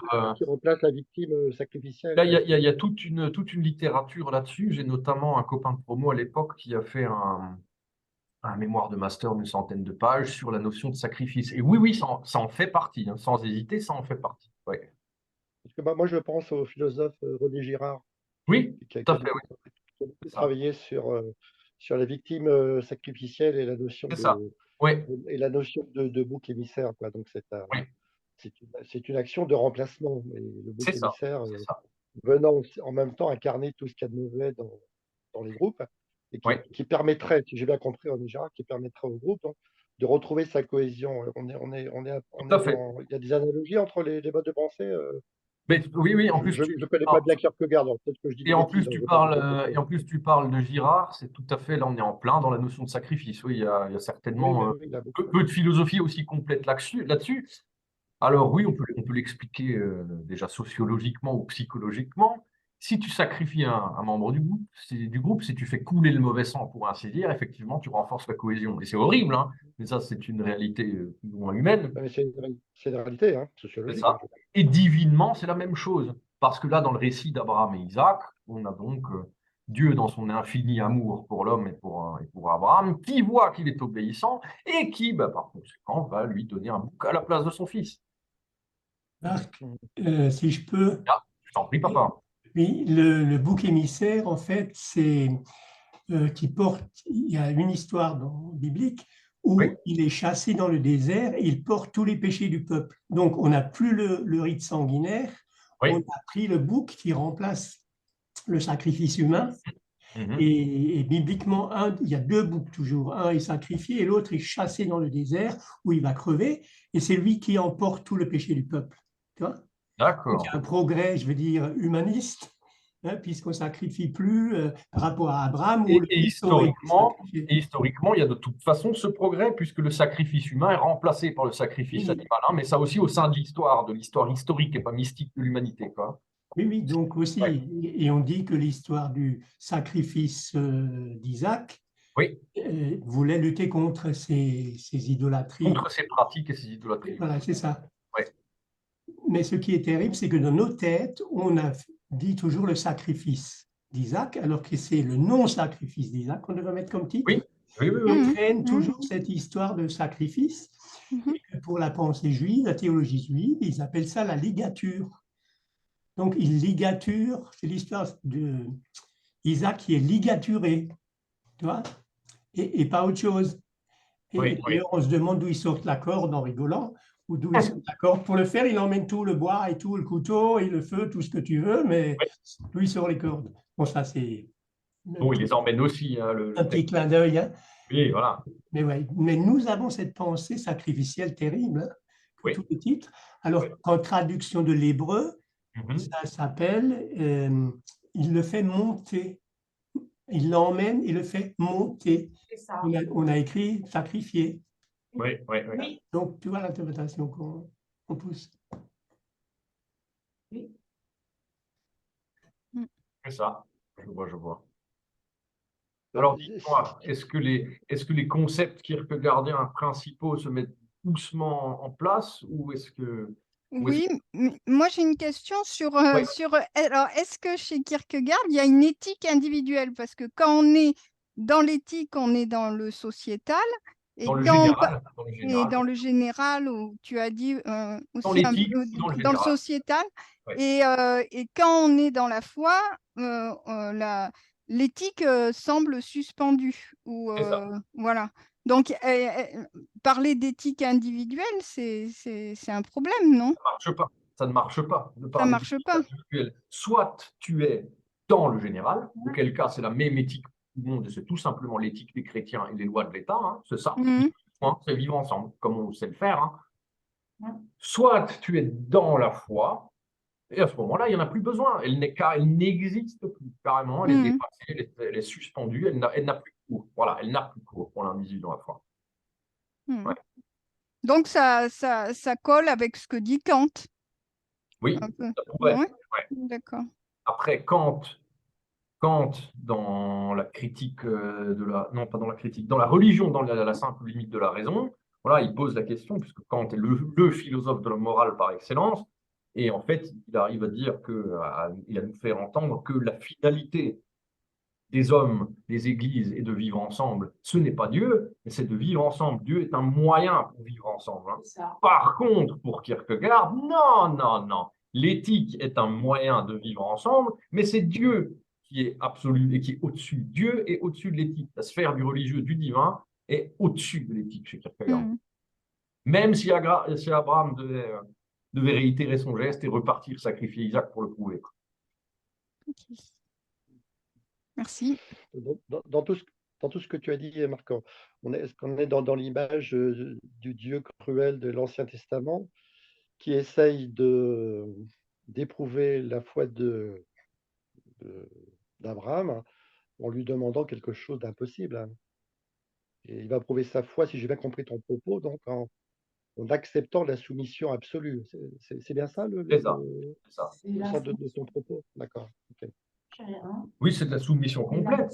Parce que si Dieu n'était pas amour, si Dieu n'arrêtait pas le geste, Abraham irait jusqu'au bout et égorgerait son propre fils. Il irait jusqu'au bout. Cela Ouais. dit, il faut que je te réponde à plusieurs niveaux. Il y a une thématique qui est cruciale, on pourrait encore la mettre dans le lexique kierkegaardien, dans les petites définitions que j'ai données, etc. Et c'est une thématique typiquement chrétienne, hein, c'est pas juste, ça vient de bien avant, c'est celle de l'épreuve. Si Dieu éprouve, oui, c'est exactement ça. C'est une épreuve. Et si on veut laisser la religion de côté, on peut dire alors c'est une épreuve juste existentielle, hein, simplement il m'arrive des embûches dans ma vie d'homme. Et si on le prend des termes kierkegaardiens, alors c'est Dieu qui éprouve la foi. Cela dit, l'épreuve Okay. est là pour souffrir et pour être surmontée. Il y a une dimension où Dieu, ses voies sont impénétrables dans la plus pure tradition chrétienne. Il va faire ce qu'il a à faire. On ne sait pas pourquoi, ça nous a l'air complètement arbitraire et cruel pour les hommes. Dieu, lui, a d'autres desseins qui sont infinis. On est dans un mysticisme complet. Hein. Et Kierkegaard se prétend tout de même, il n'est pas de l'Ancien Testament. Hein. Il n'arrête pas de dire le Nouveau Testament, le Nouveau Testament, le Nouveau Testament, surtout dans les textes qu'on a fait la dernière fois, la deuxième moitié de la séance, dans l'instant, il n'arrête pas de se réclamer du Nouveau Testament.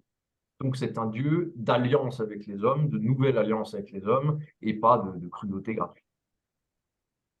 Oui, parce qu'il y a la Oui, il y aurait parabole deux de l'enfant prodigue, quand même, qui est tout le Oui, contraire de cette histoire. oui, tout à fait, oui. Oui. Donc c'est l'Ancien Testament qui était très dur et le Christ a ramené tout ça à quelque chose de beaucoup plus humain, justement. C'est ça. Et Kierkegaard se réclame du Nouveau Testament tout simplement parce qu'il est protestant aussi, c'est ça qui fait foi. Ah oui. Ça, c'est surtout dans une logique historique de l'époque, on le comprend très bien, quoi. Mm. Oui, il y aurait deux représentations de Dieu. Si je comprends bien, le Dieu de l'Ancien Testament, le Dieu cruel, et le Dieu du Nouveau Testament, qui est le Dieu d'alliance et d'amour. Hein. C'est ça qui différencie les deux testaments. Les évangiles, ça n'a plus rien à voir avec toutes ces histoires. C'est que Oui. des histoires d'amour et de l'autre et comprendre l'autre. C'est presque plus de la psychanalyse, les évangiles, quoi, en fait. Si on prend les évangiles et qu'on les prend sous la psychanalyse, c'est vraiment l'histoire du désir, de savoir comment fonctionne l'autre, d'essayer de... Enfin, c'est tout le contraire de l'Ancien Testament, effectivement, qui était que de la dureté. Tolto, elle a beaucoup écrit là-dessus. Oui, Sur justement, la psychanalyse, la foi qui de la psychanalyse. redéfinit, qui fait référence à ce que vous venez de dire. Là. Tout à fait. C'est intéressant, d'ailleurs. Tu as dit, Marc, aussi tout à l'heure, si j'ai bien compris, tu as fait référence à nouveau, tu avais fait référence la fois dernière, mais j'ai à nouveau besoin de précision. Oui, oui, parce pas de que problème.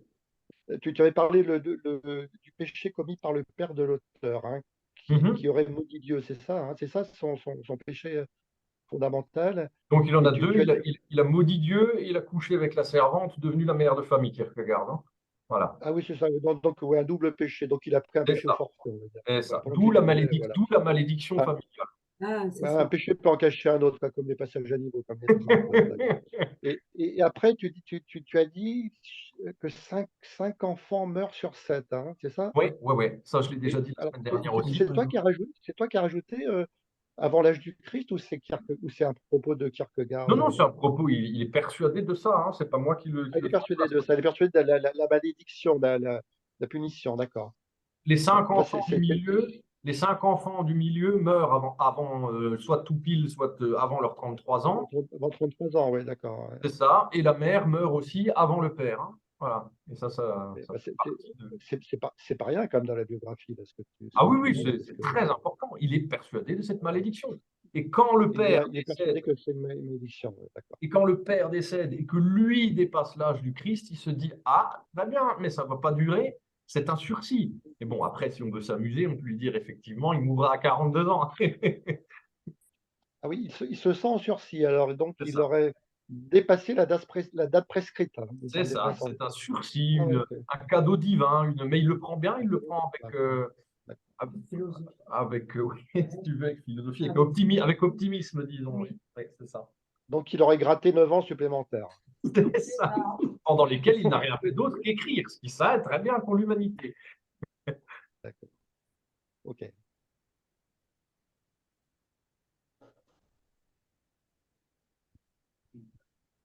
Oui, j'ai une autre question pour ce qui est du chevalier tu as parlé du chevalier de la résignation, hein, De la résignation de la infinie. résignation infinie. C'est ça. Alors, est-ce que ce chevalier, il est entre l'éthique et le religieux? Est-ce qu'il est celui qui est justement entre ces deux et un peu comme tu as dit, Abraham, là, dans une des interprétations de Kierkegaard, tu as dit qu'il était entre l'éthique et le religieux. Il n'arrivait pas à être... Alors, donc je répète mon propos et je l'explicite. Déjà, première des choses, c'est littéralement Kierkegaard qui se regarde dans le miroir. C'est lui, le chevalier de la résignation infinie. C'est lui que ça désigne.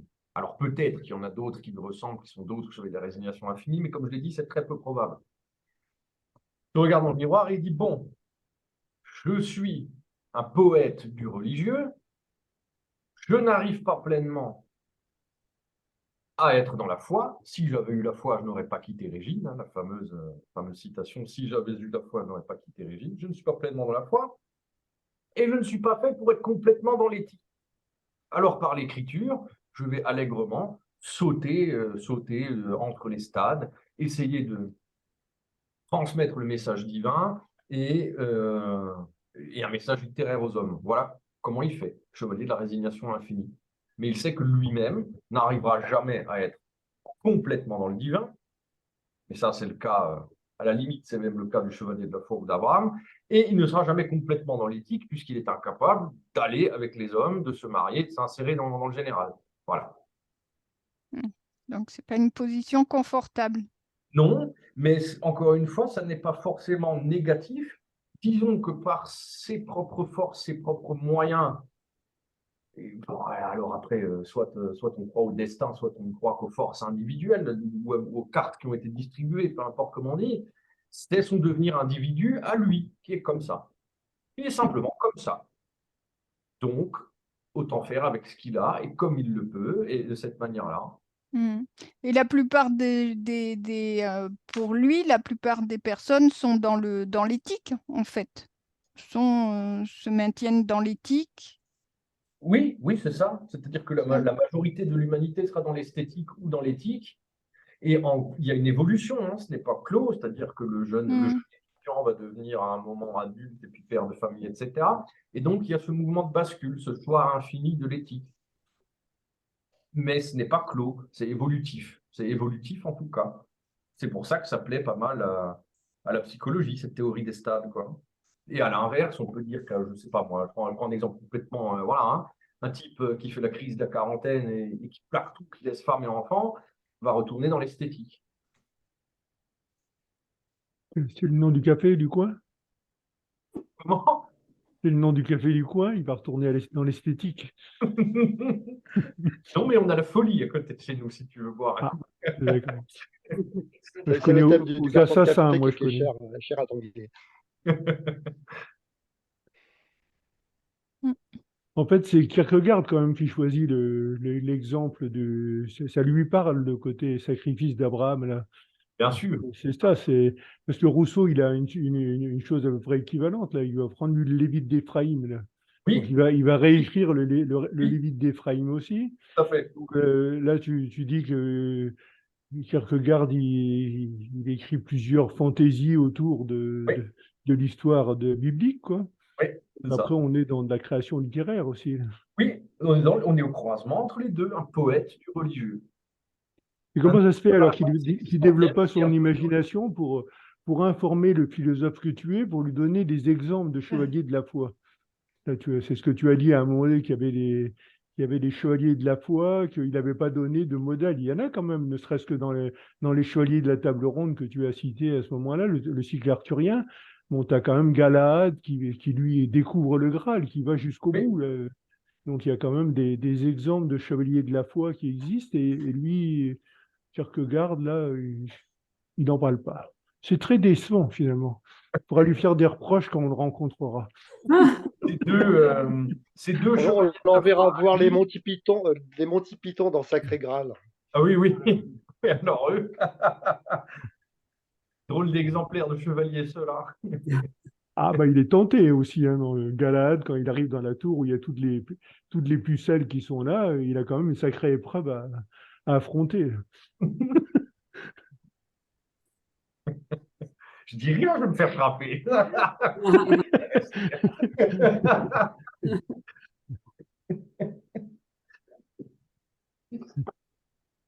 Effectivement. Et alors, il y a un moment. N'oublie pas que tu es enregistré. Je l'assume très bien. Je l'assume très bien. Je ne suis pas le Des chevalier, pièces à moi. conviction qui s'accumulent là, faut faire gaffe. Il y a Tu as dit tout à deuxième. l'heure, Abraham, mieux vaut qu'il me croie en parlant d'Isaac, un monstre, plutôt Oui, qu'il perde la foi en toi. oui, C'est bien tes propos. Donc c'est ça. c'est très fort, c'est-à-dire qu'il préférait Ah oui, c'est d'accord. passer pour un monstre aux yeux de son fils plutôt que de risquer que son fils perde la foi. Absolument. C'est ça. Mot pour mot, c'est C'est ça. ça, donc Tu peux le lire c'est dans jusqu'au dans les bout. toutes premières pages, hein. D'accord. Ah, ok. Parfaitement raison, oui. Ouais, propos très très forts. Ouais. Bien D'accord. ça. Ah oui, oui, c'est super, mais c'est éminemment bien écrit.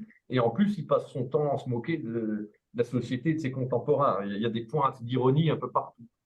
Et puis par-ci, par-là, il va tacler Hegel, etc., etc. Alors, je voulais vous dire quand même, il y a un deuxième exemplaire dans les récits kierkegaardiens, un deuxième homme qui se rapproche de ce qu'est un chevalier de la foi, qui s'en rapproche vraiment, et c'est l'histoire de Job. Et alors, ce n'est pas l'histoire de Job de la Bible, hein, évidemment, c'est l'histoire de Job à la sauce Kierkegaard, encore une fois, revisitée par Kierkegaard. Et Job, lui, il fait un mouvement qui n'est pas le même, qui est assez atypique. Donc, il perd tout, hein, il perd tout, sa famille, ses enfants, sa maison, il a des ulcères à l'extérieur de la peau, carrément une horreur. Et c'est Job qui va dire, qui va se tourner vers le ciel et dire, maintenant ça suffit, je suis un homme juste, je réclame justice à Dieu. Et Dieu lui donne parce que c'est un homme juste, hein. Il y a encore l'intermédiaire avec la tentation du diable, etc., etc. Donc ça, c'est probablement l'homme qui se rapproche le plus d'un chevalier de la foi dans les autres écrits kierkegaardiens.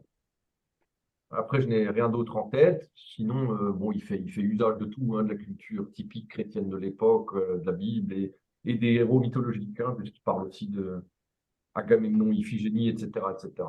Disons que sa culture de l'Occident classique jusqu'à la moitié du 19e, il sait tout sur tout, c'est pas compliqué quand même. Tu as parlé tout à l'heure aussi du mélange entre la philosophie et la biographie chez Kierkegaard. Oui. tu as eu cette splendide phrase, qui doit être de toi, je pense. Reginaldsen est l'Isaac de Kierkegaard.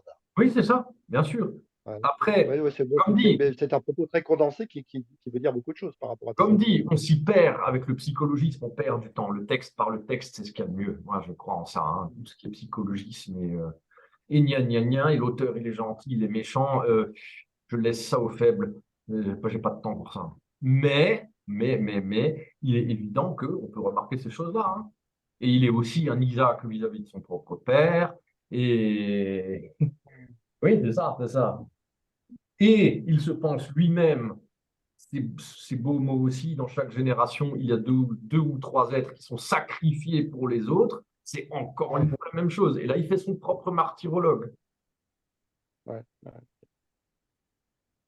Ils ont ça de commun, comme disait Tanguy, avec Rousseau, hein, quelque part. Hein, puisque Rousseau, il adore se plaindre quand même. Hein, dans tout ce qu'il écrit, c'est assez pénible. Hein. Il ne fait que geindre, cet homme-là. Son côté ouin-ouin un peu. Ah oui, Rousseau est un ouin-ouin puissance 15. Hein. N'importe quoi. Bien sûr que c'est. J'ai eu très bon cours là-dessus, je le sais très bien. Et on en arrivait tous à la même conclusion. Si on dit que Rousseau fait son ouin-ouin, c'est Tanguy qui va faire le ouin-ouin. Et on en arrivait tous à la même conclusion à la fin des cours. Quand est-ce qu'il va arrêter de se plaindre, celui-là? C'était pas Rousseau qui se plaignait, c'était votre prof qui faisait plaindre Rousseau, c'est tout. Ça va du prof. Vous aviez tous le même point de vue. Classique. Vous auriez eu moi, il ne serait pas plein, Rousseau.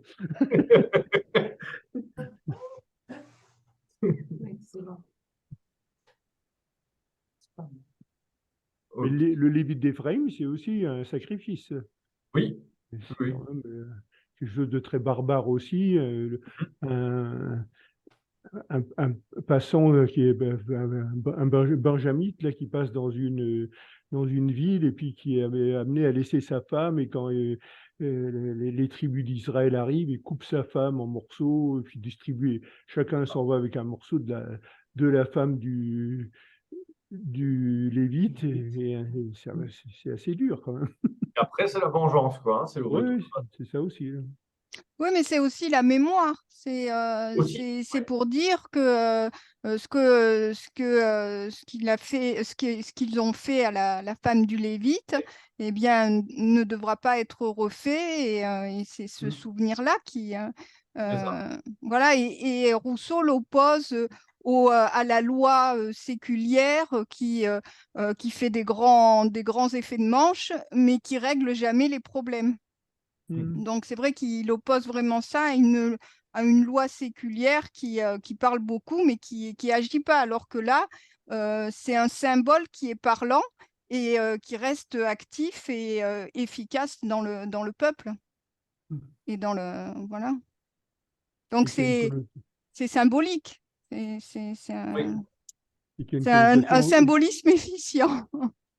Il y a une connotation aussi autobiographique, parce qu'il s'identifie au Lévite, là, parce au moment où il écrit le Lévite, là, c'est quand il est pourchassé, il est condamné par toutes les autorités, et il quitte la France pour se mettre à l'abri, et donc il prend l'histoire du Lévite d'Éphraïm c'est là qu'il commence à rédiger sa propre version. Alors, je ne sais pas s'il y a cette dimension personnelle chez Kierkegaard, quand il fait allusion quand il se met à s'intéresser à au mythe d'Abraham, à l'histoire d'Abraham. Voilà, avec Régine, avec son père, avec les écrits, c'est comme ça, bien sûr, bien sûr. Il se voit lui-même comme un Isaac, ou comme un sacrifié, ou comme un sacrificateur de sa propre existence. Ça, c'est un pleurnichard. Ah oui, mais pas autant que Rousseau, mais c'est pas mal. Puisque Rousseau, lui, dans tout ce que tu as décrit, en a profité pour se plaindre, chose que tout le monde. On fait un dégât de eaux à eux tous, à force de pleurer. Ah oui. C'est le seul moyen qu'on a trouvé pour lutter contre la situation climatique.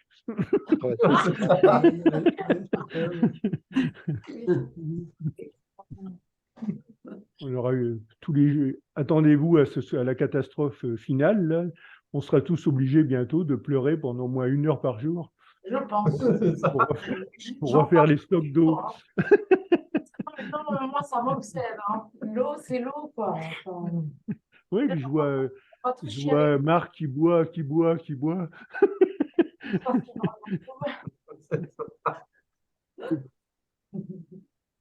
En ils tout sont cas, c'est tombés. très intéressant. Moi, j'apprends. Hein.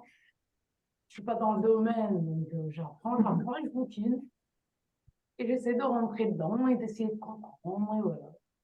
Et c'est très intéressant parce que quand il tapote et qu'il est là dans sa thèse, il me fait relire les choses, mais moi, j'y connais rien à la philosophie, mais j'apprends. Et tous les jours, en fait, j'apprends autre chose. Il y a toujours une victime près des intéressant. chercheurs. Oui, il y a toujours une victime. Ouais. C'est pas vrai, je suis pas une victime. Non. Je ne suis pas d'accord. J'apprends. C'est très long. Oui. Non, mais c'est en général la personne qui relit la thèse, qui corrige les fautes d'orthographe, les Oui, oublis de c'est ça. mots, En etc., fait, etc. ça. Mais c'est très intéressant pour moi. Hein. Vraiment, très intéressant. C'est un autre monde, un autre domaine, mais je trouve ça super intéressant. Revenons à nos moutons kierkegaardiens. Est-ce que Allez. quelqu'un a encore une question pour cette séance sur crainte et tremblement? En sachant que je n'ai pas tout traité exprès, j'ai fait mon pédagogue vicieux, comme ça vous donnera envie de lire la fin. Hein. Mais j'ai fait les 2 tiers du livre. Hein. Voilà. Et puis la thématique.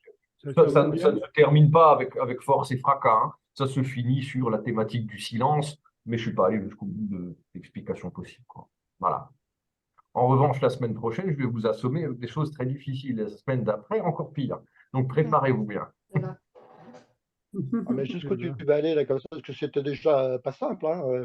Non, c'est pas simple. Intéressant, mais pas simple. Et finalement, dans tes conférences, finalement, tu as sacrifié le stade esthétique. Oui, quelque part. On a commencé au stade éthique. C'est ça. Et la semaine prochaine, alors qu'on se accorde tout de suite, parce que si je prépare la mauvaise conférence pour la mauvaise semaine, ça n'ira pas.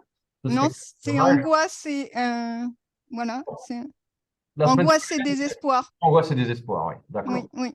Donc là, la semaine prochaine, on va traiter de 2 ouvrages. On va traiter du concept de l'angoisse, qui est une grande difficulté, mais qu'on peut lire petit à petit parce que c'est relativement bien séquencé, qui est un vrai traité de psychologie, terme employé par Kierkegaard lui-même. On est vraiment dans la psychologie, même s'il y a toujours le fond biographique et religieux avec lui. Hein, ça, on ne lui enlèvera pas. Hein. C'est un vrai concept de psychologie qui est même fondateur de certains de nos psychologues et psychanalystes. Beaucoup l'ont lu, hein, beaucoup l'ont vraiment lu et étudié.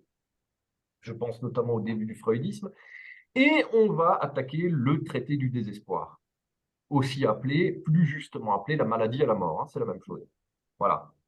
Donc, 2 concepts, 2 ouvrages fondamentaux de la philosophie dure, disons, hein, de la philosophie dure kierkegaardienne, et puis toujours dans un cadre plus général, et du protestantisme, et de cette philosophie-là, et de l'austérité protestante, et de la philosophie de l'intériorité, etc., etc. Angoisse et désespoir, incontournable dans le kierkegaardisme. Voilà. Tu sais donner envie. Hein. Ah oui.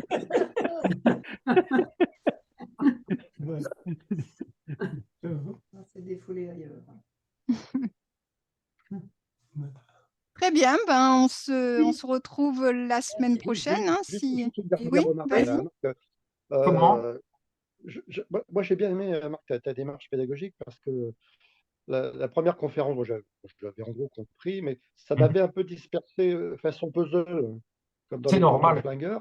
C'est normal. Comme dans les tontons flingueurs. Et là, j'ai mieux compris rétroactivement parce que tu as présenté la semaine dernière les fondations.